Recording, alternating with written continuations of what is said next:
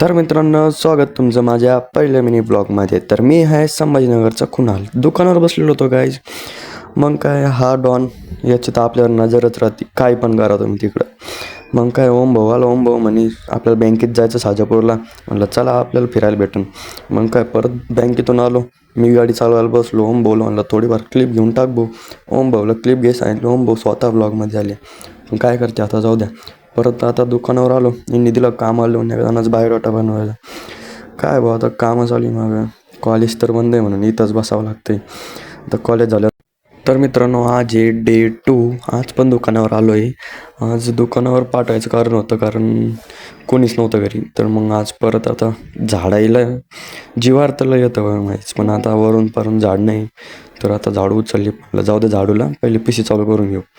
P सीचं introduction लय मोठं आहे. चालू व्हायला 10-5 मिनटं लागते. मग परत त्याच्यासोबत पण प्रिंटर चालू करून घेतलं.